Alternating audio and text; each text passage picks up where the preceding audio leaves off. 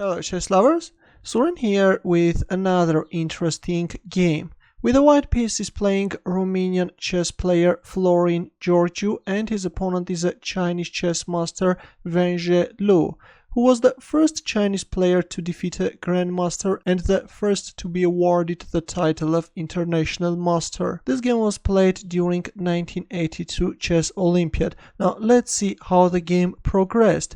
Gheorghiu started the game with d4 and knight f6 by Liu, c4, c5, d5 and e6. We see the modern Benoni. With his last move, black is intending to capture on d5 and create a queenside pawn majority whose advance will be supported by fianchettoed bishop on g7.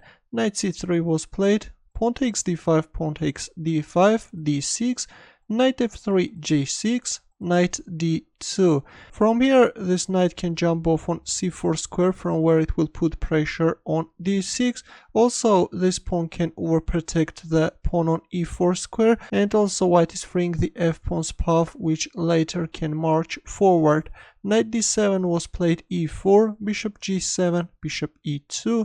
We see castling by both sides, rook e8, a4, knight e5, rook e1, a6, now comes f4, white is kicking away the knight from that active square, bishop f3, h5 and knight c4, which is a mistake. It was better to play rook e2 and then queen e1, overprotect the pawn on e4 square, and only then if needed white could go for knight c4. But in the game we see knight c4 straight away, which steps into a beautiful tactical shot. In this position, Wenzhe captured on e4. White is going for a piece sacrifice, but with the help of these three pieces, which will manage to cooperate together successfully, white is managing to gain a huge counterplay. Rook takes e4 was played, but let's have a look. What if knight takes e4? Then in this case, black can give a check from d4 square.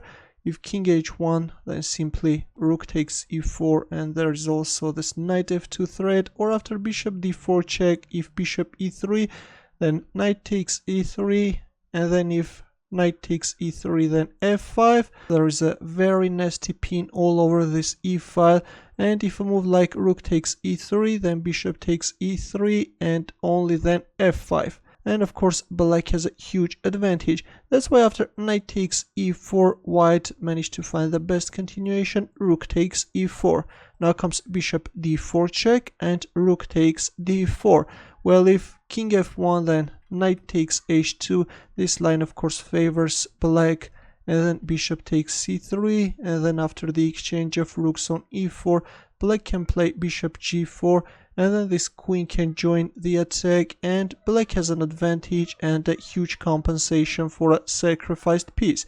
Let's go back. That's why after bishop d4 check we see rook takes d4, c takes d4 and knight e4. Of course this pawn on d4 is untouchable because there is always this mating threat. That's why after c takes d4 we see knight e4. Now comes queen h4, the queen is coming after the pawn on h2, and knight takes d6. White allows black to capture on h2, but let's have a look. What if h3?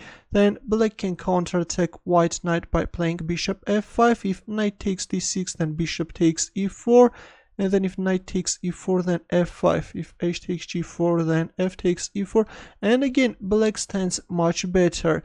Let's go back. In our game we see knight takes d6, now comes queen takes h2 check, king f1, bishop f5, knight takes f5, and g takes f5. Well, not the best move. According to the engine, rook takes e4 is stronger. The idea is that if bishop takes e4, then black can capture on f5. If bishop takes f5, then queen h1 check, and this is going to be a total destruction. That's why after rook takes e4, white should first give a check from h6 square, and only after luring away the knight capture on e4, though after rook e8 still black stands much better. In our game after knight takes f5 we see g takes f5, knight f2 and d3, which is an inaccurate move. It was better to play for example rook e3. You can't recapture because there is this forking thread.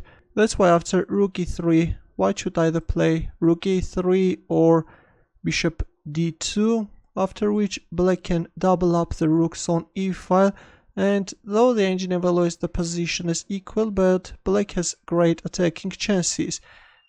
Let's go back, but in our game after knight f2 we see d3. Now comes queen takes d3 and h4. Actually this is a mistake which allows white to gain a huge advantage. Queen takes f5 was played, which is losing on the spot, but it was better to play bishop d2. If queen g3, then bishop takes g4, simplify the position, and then knight d5, and white has a winning position actually. But after h4 we see queen takes f5, which steps into a beautiful tactical shot. You can pause the video and try to find mate in 2. Ready?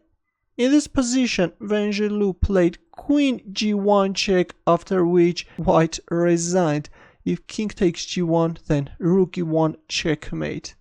A very beautiful finish, I think, though in the end the Chinese chess master made several mistakes, but his opponent responded with a fatal mistake, and we have this brutal queen sacrifice which leads to this amazing checkmate. Thanks for watching, I hope that you enjoyed this game. For more games, don't forget to subscribe to my channel, also press that bell button to get notified about new uploads. I will see you in the next video. Good luck.